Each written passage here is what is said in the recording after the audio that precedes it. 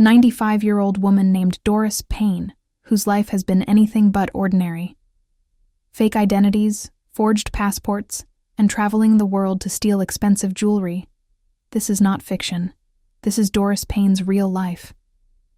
She has been arrested multiple times but never gave up her old habits. In fact, her life story is so unbelievable. Doris was born in 1930 in a small American town called Slab Fork. Her childhood was spent entirely there. Her father worked in a coal mine, and her mother stayed at home to care for the family. Doris had 6 siblings, and life was hard. From a young age, Doris was different. She would often put on a hat, grab a purse, and stand in front of the mirror, imagining herself as a rich, elegant woman.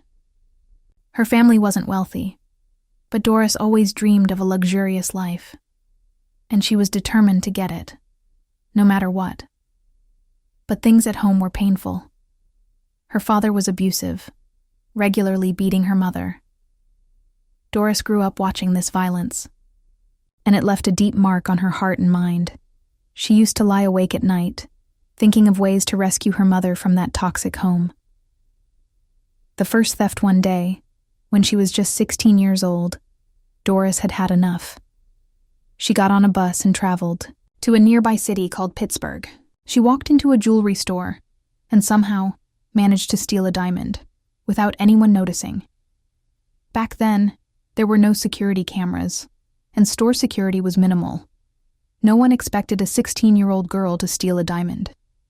She calmly returned home and gave the diamond to her mother, telling her to leave the house and escape the abuse. This was Doris Payne's entry into the world of crime. And it was just the beginning. The life of a jewel thief. Over time, Doris began to steal more and more jewelry. She was confident. She believed she would never get caught. Between 1950 and 1970, she committed numerous jewelry thefts and managed to collect over $100,000, a massive amount of money at that time. In 1970, she left America and moved to Europe, planning a whole new wave of heists. The method behind the crime Doris had a unique way of operating. She dressed in elegant clothes, wore expensive shoes, and carried a designer handbag. She was a striking woman, and her charm made people trust her instantly. Even though she was black and lived in a time when black people were often mistreated, Doris had a presence that made people respect her.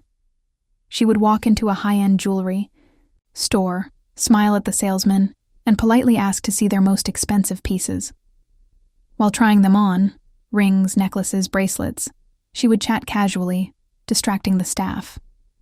In the middle of this, she would quietly slip one item into her purse or sleeve, using sleight of hand, just like a magician. The staff, usually dazzled by her charisma and charm, never suspected a thing.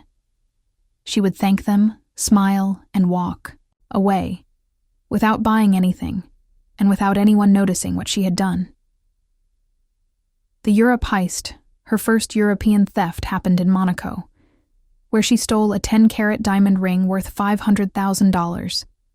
This was in 1970, an enormous amount of money back then. But the store owner grew suspicious, and the police were alerted. Doris fled to France. But when she landed at the airport, police were already waiting for her. She was arrested and sent back to Monaco, where she spent 9 months in jail. Here's the unbelievable part. The ring was never found.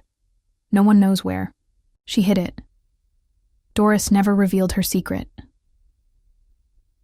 A lifetime of crime. After that, Doris continued to steal luxury jewelry for decades. In 1980, she was arrested again in the U.S., but managed to escape from the hospital where she was being treated. Even as she grew older, she didn't stop. In 1999, at the age of nearly 70, she stole a diamond ring worth $57,000 from an American store. At 80 years old, she stole again, this time from a famous department store, Saks Fifth Avenue. At 83, she pulled off yet another heist, stealing a $2,000 diamond ring. But this time, she was caught. The legacy Doris Payne committed crimes for over 60 years, was arrested more than 20 times, and used over 20 fake identities and passports. In 2017, she was again in jail, at the age of 86. Today, she is still alive, now 94 years old. But she says she has no regrets. In fact, she said openly, "If I get another chance, I would do it all again."